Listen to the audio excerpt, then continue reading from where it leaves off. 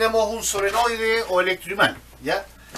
Normalmente en los motores se reemplaza el imán permanente, que habíamos explicado anteriormente, por un imán, un electroimán creado por la corriente eléctrica, utilizando el principio de que en todo conductor que es circulado por una corriente eléctrica crea un campo magnético alrededor de él. Toda bobina, todo electroimán tiene mucha cantidad de vueltas, ¿ya? ¿Por qué es eso? Y tiene un sentido definido, ¿ya? Comienza por un lado y termina por el otro, ¿ya? Acá, por ejemplo, tenemos un conductor con corriente, ya estamos viendo acá por la regla de la mano derecha, va entrando, da la vuelta, este es un núcleo, puede ser un núcleo de aire, ya, un núcleo de hierro, en este caso va a ser un núcleo de aire, ¿cierto? Después le vamos a explicar por qué pasa con un núcleo de hierro. Entonces, acá si yo aplico la regla de la mano derecha, ya, acá, ya, la corriente va hacia adentro, yo la estoy viendo en un corte transversal, ya, y este conductor, esta es una bobina, da la vuelta, está en línea segmentada. Cuando da la vuelta por el otro lado, un tubo circular, ¿cierto? Puede ser de cartón.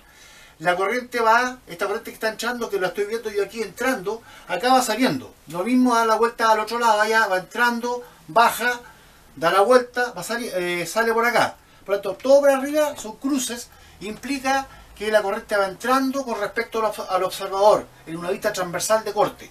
Y aquí van saliendo las corrientes, ¿ya? Va girando, va haciendo la bobina. Entonces, ¿qué pasa? O sea, uno se da cuenta acá, aplicando la regla de la mano derecha, que tiene este sentido definido, ¿cierto? Hacia acá. Y lo mismo acá, si yo coloco la regla de la mano derecha, saliendo la corriente, tiene el sentido de giro, ya, de orientación del campo magnético alrededor del conductor, va de esta forma. Se da cuenta que por cada espira hay un campo magnético unitario que se va sumando con los de la otra espira, con los de la otra vuelta. Por lo tanto, acá tengo muchas líneas de flujo magnético saliendo por este polo. Habíamos definido anteriormente que en un imán, el polo norte significa las líneas de campo magnético saliendo. Por lo tanto, acá se suman las de arriba, que tienen la misma orientación, con las de abajo, que también tienen la misma orientación. Por lo tanto, esto que está acá se transforma en un polo norte, porque las líneas de campo magnético coinciden en orientación con las de abajo, ¿ya? Y entonces mi campo magnético débil, que yo hacía, que obtenía en un conductor con corriente, ahora como tengo muchas vueltas, esto se amplifica. Por cada espira yo aporto un campo magnético unitario que se suma. Por lo tanto, tengo un campo magnético mucho más reforzado acá. De aquí sale, pero acá, por el lado de acá, entra la línea de campo magnético, por el interior vuelven a salir. Este polo que por donde entra la línea de campo magnético se llama polo sur, ¿ya? Y por las que sale se llama polo norte. De esta manera, yo construyo un imán artificial, podríamos decir un imán, un electroimán, ¿ya? Porque este imán depende de la electricidad o de la corriente que circula por las espiras de la bobina, pero tengo ahora un campo magnético reforzado, ¿ya? Mucho más intenso que un simple campo magnético que se forma alrededor de un conductor lineal con corriente. De esta manera, Ampere logró construir un electroimán en 1820 más o menos, 1820, ¿ya? Y con este concepto de amplificación del campo magnético, ya, del conductor, se empezó a lograr una serie de aparatos que vinieron a continuación, como el telégrafo, ya, y después los motores, ¿ya? Entonces, un solenoide o un electroimán en el fondo es una forma que yo le doy al conductor, ¿ya? Para que amplifique el campo magnético pequeñito que aporta cada espira, cada alambrito que da la vuelta, y yo hago entonces un campo magnético potente con dos polos norte y sur. Esto se llama electroimán y esto es lo que está en los motores, ¿ya? En los motores eléctricos, tanto alterna como continua, en nuestro caso, el motor universal, pasa lo mismo, ¿ya? Aplicando la regla de la mano derecha, ¿ya? Y dándole esta configuración, se descubrió que yo amplificaba el campo magnético, ¿ya? Y esto es lo que vamos a ver después en las bobinas de campo o las bobinas estatóricas, ¿ya? Y las bobinas después también rotóricas de los motores, ¿ya? Corriente entrando y corriente saliendo. Este conductor es el mismo, el que entra acá es el mismo que va saliendo acá, solamente tiene otra forma, está arrollado sobre un núcleo, ¿ya? Indudablemente que se encontró que el núcleo de aire no tenía mucha amplificación, aunque sí la tenía, para allá, pero no tanto que si cuando yo le colocaba un material ferromagnético de núcleo, yo amplificaba mucho más todavía el campo magnético creado por un núcleo de aire, ya solamente, ¿ya? Por eso que hoy día los motores todos tienen acero férrico, ya materiales ferrosos, sobre los cuales están arrolladas las bobinas ya de los electroimanes que conforman las líneas, los campos magnéticos que crean la fuerza para que el rotor gire, interactuando indudablemente con la bobina del rotor, lo que hemos hablado anteriormente. Tenemos ya un motor serie en continuo o motor universal en corriente alterna, en que ahora reemplazamos las piezas polares externas, ¿cierto? Que antes era un electroimán con un norte y un sur bien diferenciado, ¿ya? Por un solenoide que explicamos anteriormente, ¿ya? Bobinamos, la corriente está entrando por aquí, corriente entrando a la bobina y corriente saliendo de la bobina, ¿ya? Estas bobinas laterales, o sea, estas son las bobinas del estator, ¿ya? Que me crean un campo magnético externo, ¿ya? Y interactúan con la corriente. Acuérdense que aquí tengo la bobina en serie, aquí tengo los carbones o las escobillas que hacen contacto con las delgas, que transmiten la corriente, ¿ya? A la espira. Aquí tengo un eje rotacional, ¿ya? Se supone que esto va a girar, ¿ya? En determinada condición, de acuerdo a cómo se suben o se resten los campos magnéticos. Aquí habíamos visto que acá arriba, por ejemplo, aquí la flecha azul se suma con el campo magnético creado por las piezas polares. Están en serie, ¿ya? La bobina del estator está en serie con la bobina del rotor. Esto va a ser un rotor, ¿ya?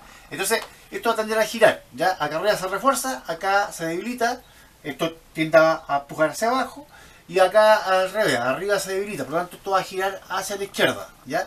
Y el punto de contacto, transmisión de la corriente lo efectúan los carbones, ¿ya? O escobillas que se llama, y las delgas, que son las semipiezas polares donde está conectada la bobina. Aquí en un motor universal o serie tiene muchas bobinas, por lo tanto esto tiene muchas delgas. Tiene dos carbones, pero muchas delgas, ¿ya?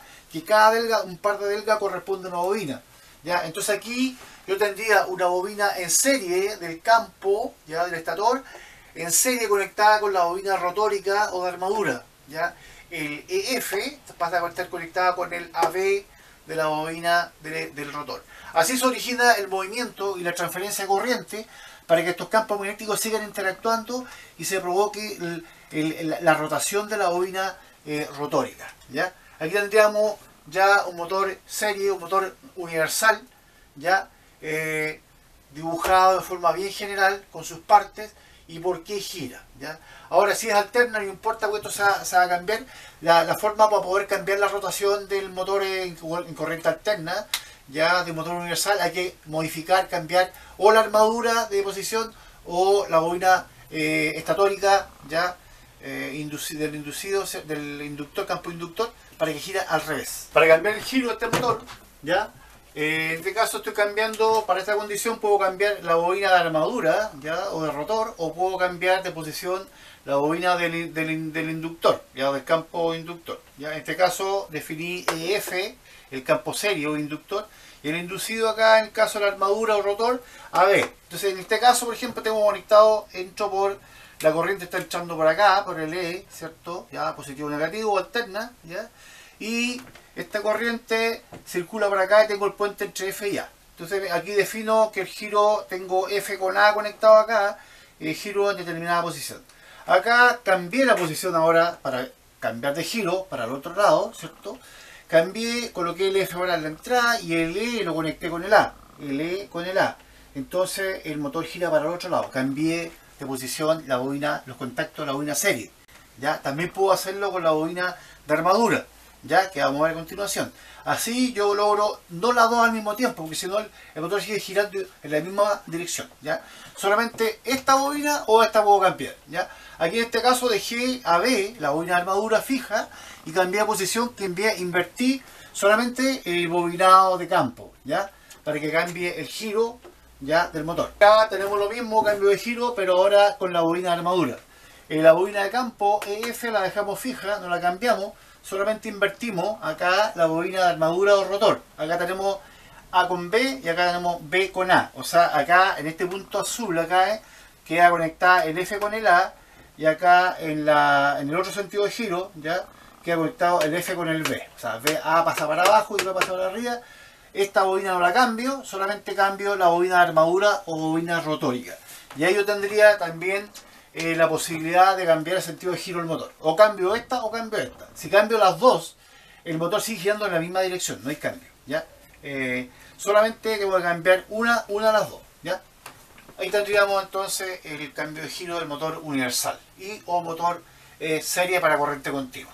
Tenemos el rotor, ¿ya? Con las delgas, ¿ya?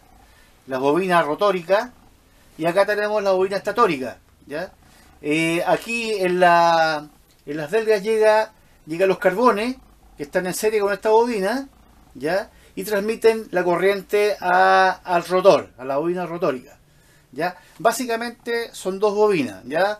Una bobina estatórica que está acá en el estator arrollada sobre un fierro, y acá lo mismo tenemos, ¿cierto? La bobina rotórica con sus delgas, con sus laminillas, las cuales yo coloco los carbones y inyecto corriente a la bobina rotórica para que gire siguiendo la regla de la mano derecha, ¿cierto? ¿Ya? Básicamente eso es un motor serie en continua o motor universal, ¿ya? Se llama universal porque puede ser aplicado el principio de funcionamiento tanto en corriente continua como en corriente alterna. En corriente alterna se usa para máquinas de alto torque, alta fuerza, taladros, manuales, galleteras, ventiladores de gran torque, ¿ya? Porque este motor tiene mucho torque, mucha fuerza, ¿ya? Su regulación de velocidad es bastante deficiente, pero se compensa con la fuerza que entrega en el eje del rotor.